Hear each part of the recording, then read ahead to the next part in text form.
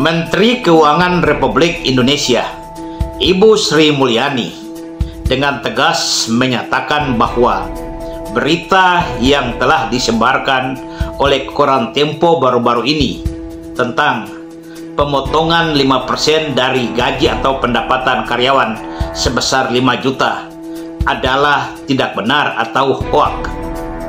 Lalu publik akan bertanya-tanya, apa untungnya koran Tempo menyebarluaskan satu berita yang tidak benar? Apa manfaatnya koran Tempo menyebarluaskan satu fitnah yang begitu keji yang bisa menjatuhkan harkat dan martabat pemerintah Republik Indonesia? Tetapi sebelum kami lanjutkan ulasan ini, jangan lupa subscribe, like, dan komen konten-konten M2TV, biar kami akan tetap eksis untuk mengulas isu-isu menarik yang tentu akan menghebohkan. Baiklah sahabat M2TV, berikut akan kami bacakan hasil klarifikasi dari Menteri Keuangan atas pemberitaan yang telah disebarluaskan oleh koran Tempo sebelumnya tentang adanya pemotongan 5% dari upah karyawan sebesar 5 juta rupiah. Tempo Co. ID Jakarta, Menteri Keuangan Sri Mulyani Indrawati bersama DPR telah memperbaharui batas penghasilan kena pajak PKP. Kini dalam regulasi baru, batas penghasilan yang terkena pajak dinaikkan menjadi 5 juta per bulan. Artinya, pekerja dengan gaji minimal 5 juta dalam sebulan akan terkena pajak penghasilan PPH. Aturan tersebut tertulis dalam Undang-Undang Nomor 7 Tahun 2001 tentang Harmonisasi Peraturan Perpajakan. Kemudian detail tersebut diperjelas dalam Peraturan Pemerintah Nomor 55 Tahun 2022 tentang penyesuaian pengaturan di bidang PPH. Pajak ini pun bersifat progresif.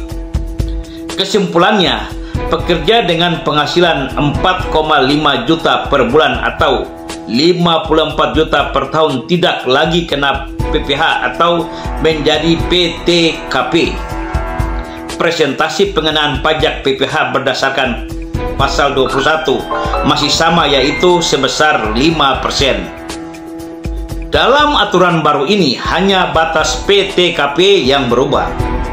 Lebih setahun lalu, Justinus Prastowo, staf khusus Menteri Keuangan Sri Mulyani Indrawati, membantah kabar masyarakat dengan gaji 5 juta per bulan akan dikenakan pajak penghasilan PPH 5%. Prastowo menyebutkan kabar tersebut adalah palsu.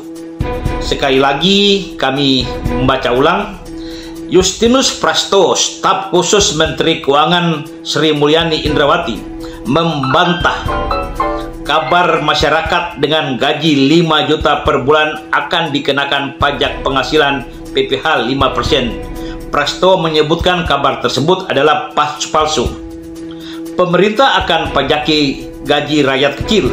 Hoak, kata dia lewat tweetan akun Twitternya. Dalam PP nomor 55 tahun 2022 tertulis, yang menjadi objek pajak adalah penghasilan, yaitu setiap tambahan kemampuan ekonomis yang diterima atau diperoleh wajib pajak, baik yang berasal dari Indonesia maupun luar Indonesia, yang dapat dipakai untuk konsumsi atau untuk menambah kekayaan wajib pajak yang bersangkutan dengan nama dalam bentuk apapun.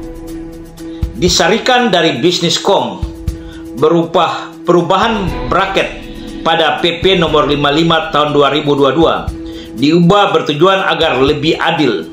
Direktorat Jenderal Pajak menyatakan bahwa penetapan pajak gaji karyawan sebenarnya bukanlah aturan baru dan telah diatur pada Undang-Undang Nomor 36 Tahun 2008 tentang pajak penghasilan. Justru bracket penghasilan kena pajak tersebut diubah agar lebih adil, tulis DJP dalam akun media sosial. Pada PP nomor 55 tahun 2002, pemerintah menambah lapisan tarif PPh yang akhirnya memberikan keringanan bagi wajib pajak, khususnya bagi masyarakat kelompok menengah ke bawah. Penghasilan kena pajak untuk lapisan terbawah pada aturan sebelumnya hanya mencapai 50 juta, namun berdasarkan aturan ini, rentang penghasilan kenaikan menjadi 60 juta dengan pajak 5%. Masyarakat berpenghasilan kecil dilindungi, sedangkan yang berpenghasilan tinggi dituntut berkontribusi lebih tinggi, kata Dirjen Pajak. Ilustrasinya begini, Agus merupakan seorang pegawai atau karyawan yang memiliki penghasilan 5 juta per bulan atau 60 juta per tahun. Agus ialah seorang karyawan lajang yang tidak memiliki tanggungan. Maka untuk menentukan PPh agar caranya penghasilan per tahun PTKP kali tarif PPh 21 pasal 21, yaitu 60 juta kurang 54 juta kali 5% sama dengan 300.000. Kesimpulannya, Agus dikenakan pajak 300.000 per tahun atau 25.000 per bulan.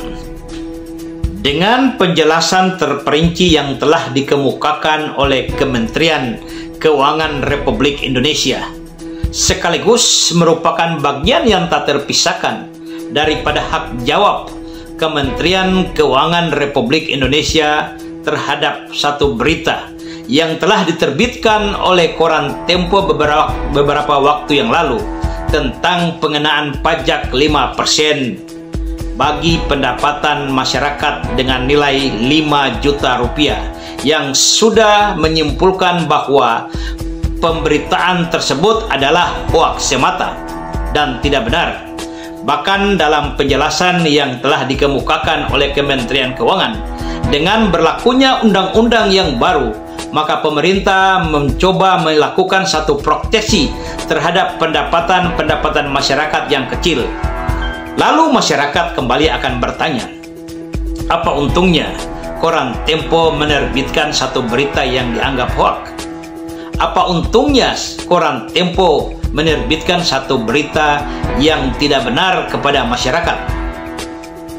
Koran Tempo didirikan pada tahun 1971 oleh 6 sahabat masing-masing: Gunawan Muhammad, Harjoko Trisnadi, Fikri Jufri, Lukman Setiawan, Usama, Kristianto Wibisono.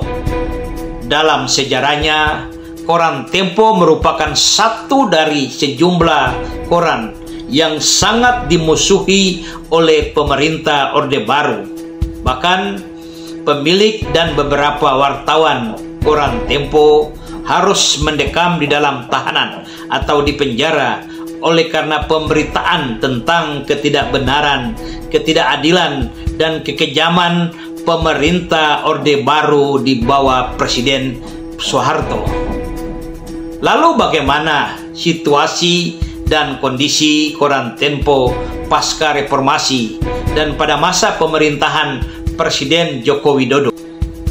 Di saat publik atau masyarakat Indonesia sangat percaya dan mengetahui betul bagaimana profesionalisme dan integritas dari wartawan-wartawan koran Tempo, di saat itu juga publik seakan tidak percaya dengan pemberitaan-pemberitaan koran Tempo di akhir-akhir ini yang dianggap tidak benar atau menyebarkan berita yang tidak benar dan berita yang dianggap hoaks.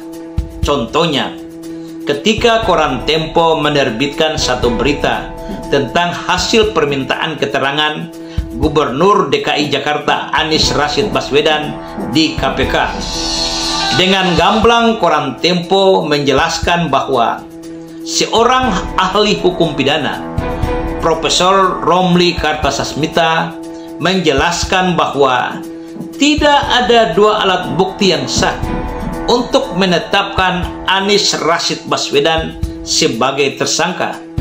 Sontak keterangan ini dibantah langsung oleh ahli hukum pidana, Profesor Romli Kartasasmita, dengan menjelaskan bahwa Koran Tempo tidak pernah mewawancarai dirinya. Koran Tempo tidak pernah menelepon dan menghubungi dirinya, sehingga pemberitaan itu dianggap tidak benar. Bahkan ahli hukum pidana menjelaskan hal yang sebaliknya, bahwa dia sudah diperiksa sebagai ahli dan sudah memberikan keterangan sejelas-jelasnya tentang duduk perkara yang sebenarnya. Lalu apa untungnya Koran Tempo menerbitkan atau menyebarkan berita-berita yang dianggap hoax atau berita-berita yang tidak benar dan tidak dapat dipertanggungjawabkan? Hal ini harus ditinjau dari beberapa sudut pandang. Jika ditinjau secara politik, berkemungkinan Koran Tempo sedang ditunggangi oleh kelompok-kelompok ataupun orang-orang yang memiliki kepentingan politik dan berseberangan dengan pemerintah yang berkuasa. Dalam hal ini, Presiden Joko Widodo dan jajaran pemerintahannya. Jika ditinjau dari sisi bisnis, sudah sangat jelas Koran Tempo sedang menerbitkan satu berita yang lain daripada yang lain, berita yang benar-benar hot, dan hal ini sudah tentu akan menambah oplah penjualan. Tetapi bagi masyarakat, apapun yang dilakukan Koran Tempo, kebenaran akan selalu ada.